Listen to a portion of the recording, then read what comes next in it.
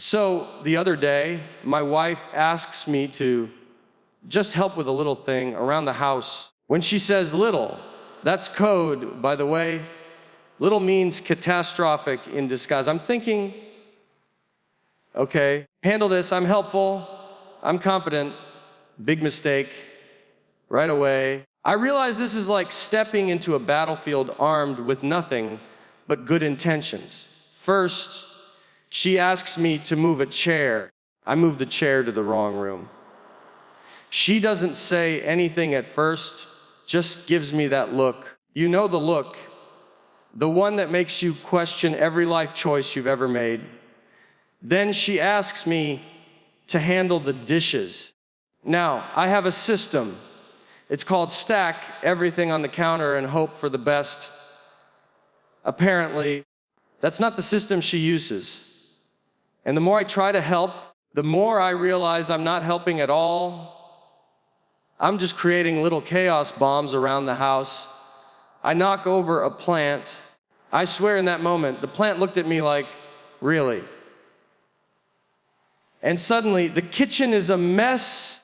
The living room looks like a furniture store exploded.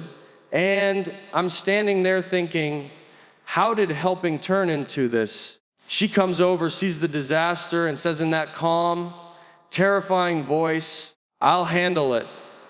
That's the moment I realized that helping my wife is basically a high-stakes game of Jenga.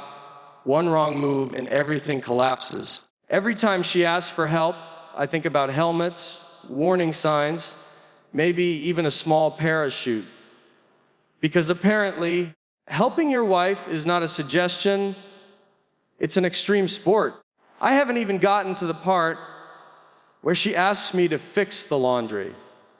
It all starts so innocently, which is always the dangerous part. My wife says, hey, can you help me with a little thing? And right there, you should see the warning signs flashing in neon. This is not a little thing. But I'm confident in my abilities and slightly delusional about what help really means, immediately agree. You see, when she says little, my brain hears 5-minute task or easy victory, when in reality it's code for prepare yourself emotionally and physically for chaos you can't imagine. I walk into the living room fully expecting to be celebrated as a helpful, competent husband, and instead, I feel like I've just stepped onto a live volcano with a blindfold on. I pick up what looks like the obvious thing to move, maybe a chair or a pile of laundry, and I pause because I want to do it right. But in that pause, I realize that there's no right in this scenario. Nothing about this is straightforward. She gives me the tiniest nod, the kind that looks polite, but is actually a subtle trap.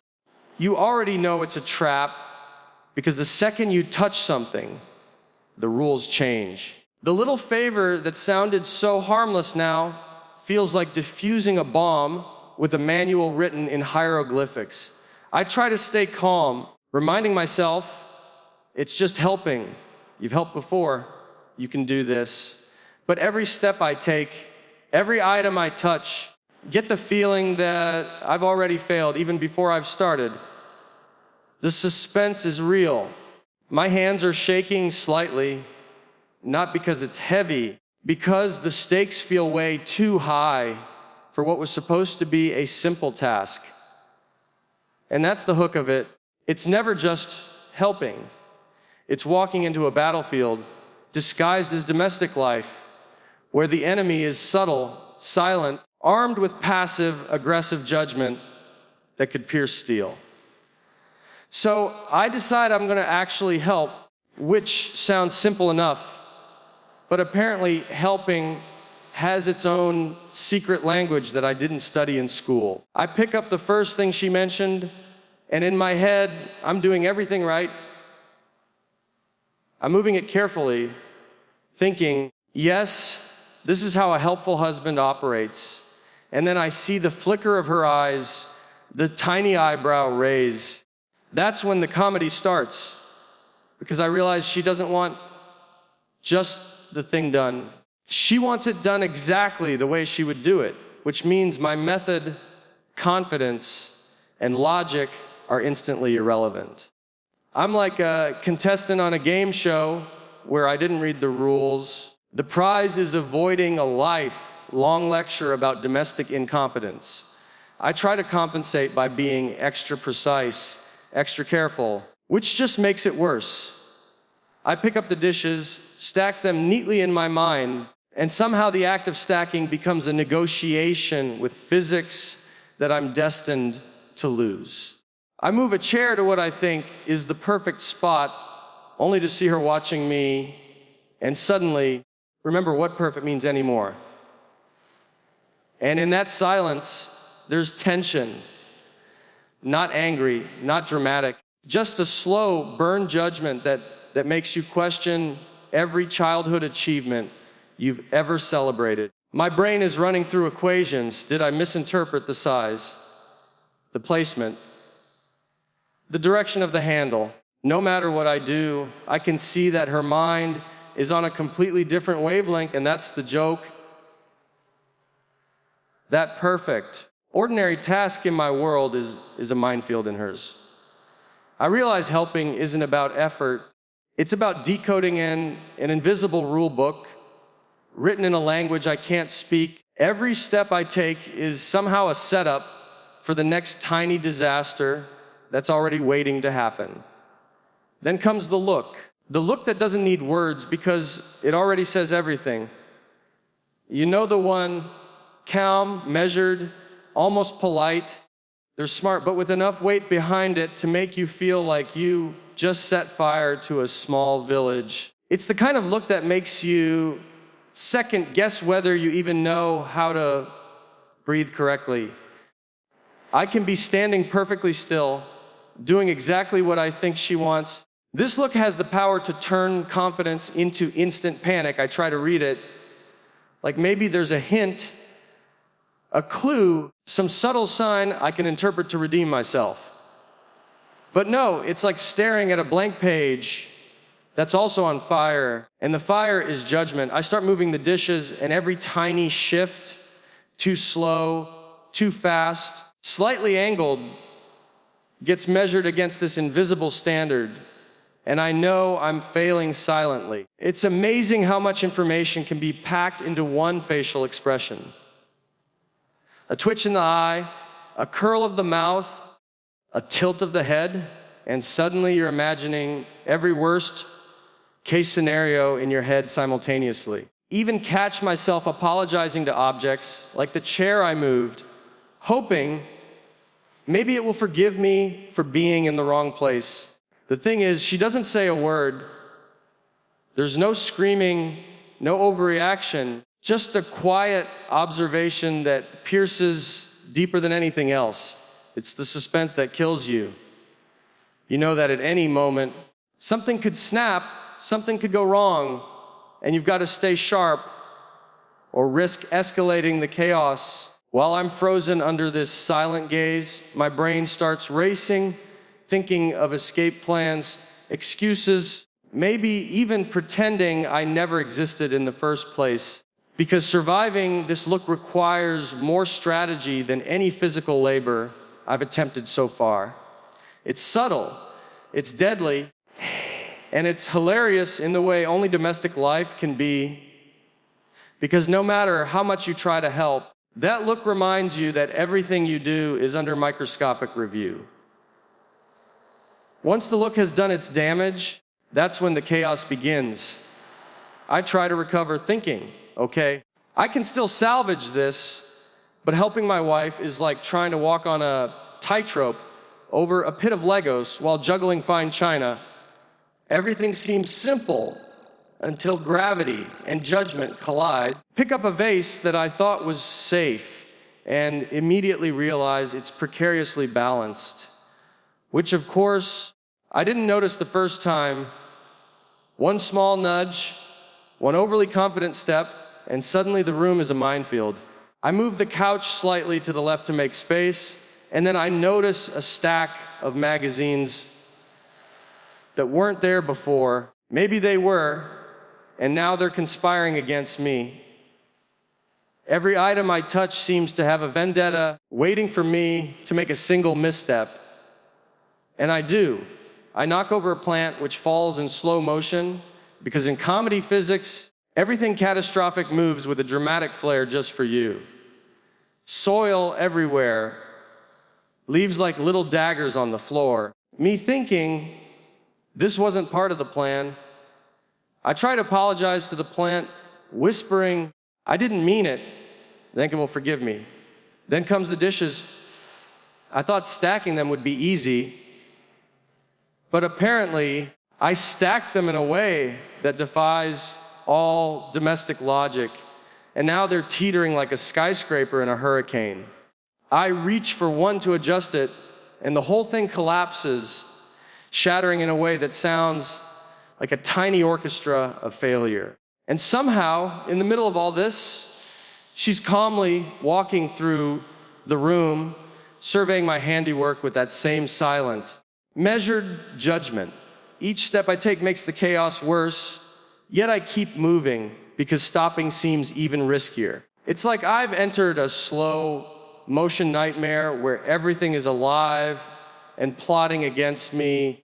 The longer I stay in the room, the more I realize that helping is not a skill. It's a test of patience, luck, probably negotiation with some unseen force of domestic law that only she understands. As the chaos spreads, that's when the observations start piling up, and that's where the comedy really sneaks in. Begin noticing the absurd details that you would normally ignore, like how the plant somehow looks personally betrayed by you, or how the stack of dishes seems to teeter with an attitude, daring you to touch it. I start thinking about life in ways I never did before. Like, why do we trust gravity at all when it has clearly turned against me today? Or why does every object in the house suddenly gain sentience the moment I try to help? I glance at the couch I moved and realize it's no longer furniture. It's a tiny monument to my incompetence. And the magazines look innocent enough until you notice how they've arranged themselves in perfect geometric defiance of my intentions. Every small detail screams at me, this is not your domain. You're a visitor here. Your help is unwanted. I catch myself apologizing to inanimate objects, whispering, I'm sorry, I thought I was helping, and I swear for a second they might answer back. The best part, the part that makes this domestic disaster feel like a comedy sketch, is that I'm not even angry or frustrated. I'm just observing.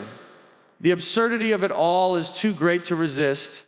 It's like life is quietly reminding me that no matter how hard I try, some things are beyond comprehension, like folding fitted sheets or apparently moving a chair without triggering an existential crisis. The juxtaposition between my calm, methodical thinking and the universe's absolute refusal to cooperate is hilarious. I can see how tiny mishaps escalate into legendary stories over time, and I realize that in domestic life, humor comes not from success, but from noticing every ridiculous failure along the way, every unintended consequence, and just letting it sit there like a perfectly timed punchline that you never even saw coming.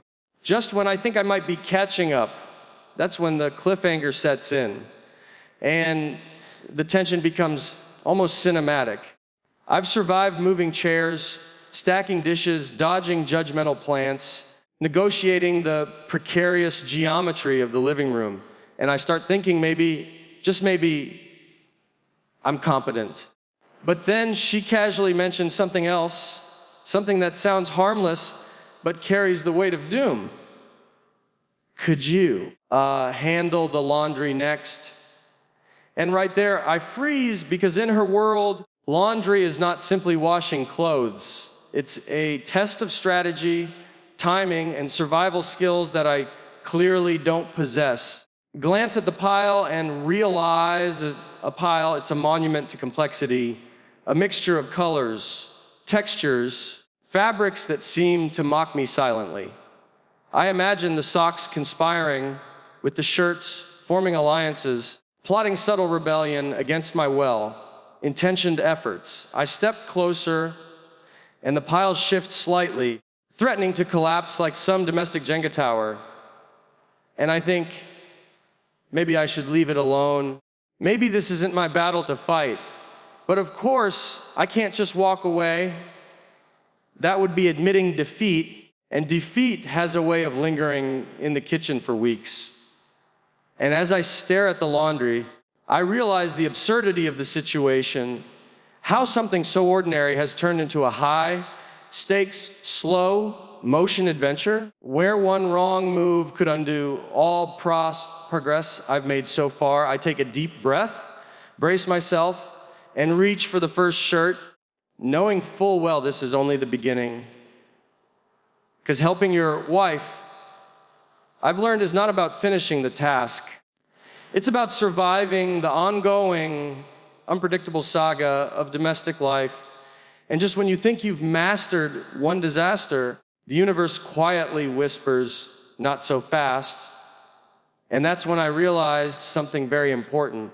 Helping your wife is never just helping. It's a full contact sport disguised as domestic life with invisible rules, objects that secretly hate you, and judgment lurking in every corner. I thought I could be helpful, but helpful is relative. In her world, it's a skill I clearly have not mastered. And yet, even after the chaos, the collapsing plants, and the laundry that looks like it could swallow me whole, there's a strange satisfaction in knowing I tried. Because every disaster, every teetering stack of dishes, every chair moved slightly wrong becomes its own story. And in the end, that's the real lesson. Sometimes the risk is worth it, not because you succeed, but because you survive to tell the story. And maybe, just maybe, get away with moving one chair without triggering a small apocalypse.